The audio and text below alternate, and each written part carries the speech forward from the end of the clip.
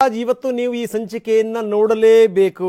ಯಾಕಂದರೆ ಧರ್ಮಸ್ಥಳದ ವಿಚಾರಕ್ಕೆ ಸಂಬಂಧಪಟ್ಟಂಗೆ ಏನೇನು ಪ್ರಶ್ನೆಗಳು ಎದ್ದಿದೆ ಜಗತ್ತಲ್ಲಿ ಏನೇನು ಪ್ರಶ್ನೆಗಳು ಎದ್ದಿದೆ ಆ ಪ್ರಶ್ನೆಗೆ ಈಗ ಉತ್ತರ ಸಿಗ್ತಾ ಇದೆ.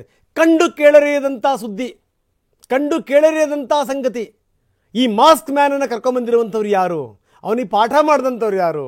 ಹೇಳ್ಕೊಟ್ಟವ್ರು ಯಾರು? ಹೇಳ್ಕೊಟ್ಟಿದ್ದನ್ನು ಎಷ್ಟು ಮಟ್ಟಿಗೆ ಹೇಳ್ದ? ಆಮೇಲೆ ಏನಾಯಿತು?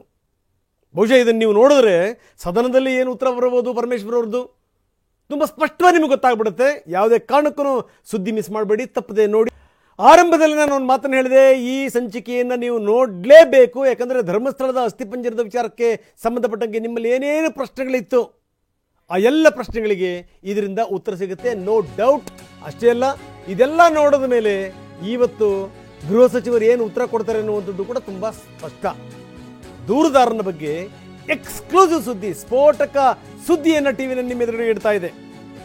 ಎಲ್ಲೆಲ್ಲೂ ಇಲ್ಲದಂಥ ಅತಿ ದೊಡ್ಡ ರಹಸ್ಯವನ್ನು ಟಿವಿನಲ್ಲಿ ಬಯಲು ಮಾಡ್ತಾ ಇದೆ. ದೊಡ್ಡ ರಹಸ್ಯ, ಅತಿ ದೊಡ್ಡ ಟ್ವಿಸ್ಟ್. SIT ವಿಚಾರಣೆ ಸಂದರ್ಭದಲ್ಲಿ ಯಾವ್ಯಾವ ಸಂಗತಿಗಳನ್ನು ಈ ದೂರುದಾರ ಬಾಯ್ಬಿಟ್ಟ, ಮಾಸ್ಕ್ ಮ್ಯಾನ್ ಹೇಳಿದಂಥ ಸಂಗತಿಗಳು ಯಾವ್ಯಾವು?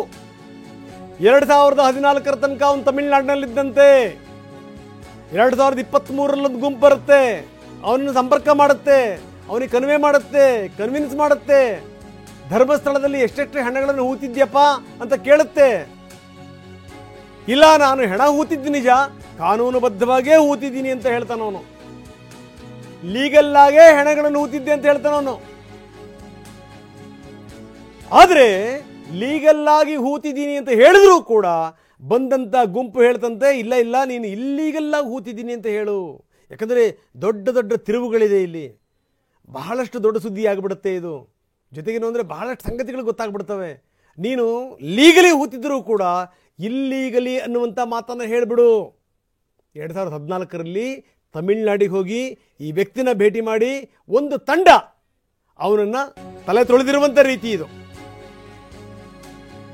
SIT ಇಂದ ಟಿವಿ ನನಗೆ ಎಕ್ಸ್ಕ್ಲೂಸಿವ್ ವಿವರಗಳು ಲಭ್ಯವಾಗಿವೆ.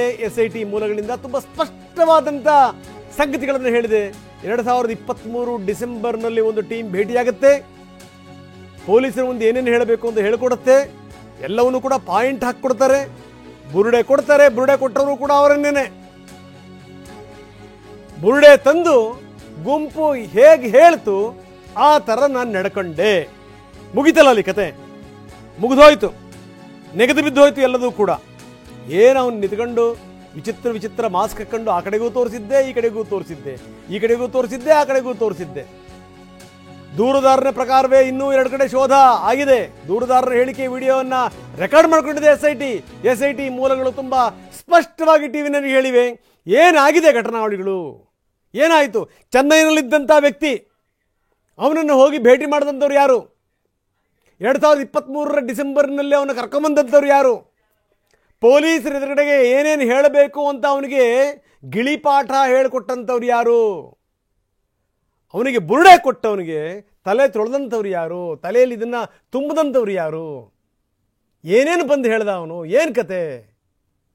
ನಾವು ಹೇಳ್ತಿರುವಂಥ ಸಂಗತಿ ಅಲ್ಲ ಇದು. SIT ಅಧಿಕಾರಿಗಳ ಮುಂದೆ ದೂರುದಾರ ಮಾಸ್ಕ್ ಮ್ಯಾನ್ ಬಿಚ್ಚಿಟ್ಟಂಥ ಅತಿ ಸ್ಫೋಟಕ ಸಂಗತಿ ಇದು. ನನ್ನ ಪಾಡಿಗೆ ನಾನಿದ್ದೆ, ಬಂದರು ಒಂದು ಗುಂಪು, ಮಾತಾಡಿದ್ರು, ಮಾತಾಡಿ ನನ್ನ ಕರ್ಕೊಂಬಂದರು, ಕರ್ಕೊಂಬಂದು ನನ್ನ ಕಡೆ ಬುರುಡೆ ಕೊಟ್ಟರು, ಇದನ್ನು ತೊಗೊಂಡೋಗಿ ಕೊಡು ಅಂತ ಹೇಳಿದ್ರು. ಎಷ್ಟು ಹೆಣ ಹೂತಿದ್ದಿ ಅಂತ ಕೇಳಿದ್ರು, ನಾನೆಲ್ಲವನ್ನೂ ಕೂಡ ಹೇಳಿದೆ. ಅವಾಗ ಅವ್ರು ಹೇಳಿದ್ರು, ಇಲ್ಲ ಇಲ್ಲ ಇಲ್ಲ, ನೀನು ಲೀಗಲ್ಲಾಗಿ ಹೂತಿದ್ರು ಕೂಡ ಇಲ್ಲೀಗಲ್ಲಾಗೆ ಹೂತಿದ್ದೀನಿ ಅಂತ ಹೇಳು. ಅವ್ರು ಹೇಳ್ದಂಗೆ ನಾನು ನಡ್ಕಂಡೆ. ಇಲ್ಲಿ ಮೂರ್ಖರಾದಂಥವ್ರು ಯಾರು? ಇದು ಪ್ರಶ್ನೆ. ಮೂರ್ಖರಾದಂಥವ್ರು ಯಾರಿಲ್ಲಿ?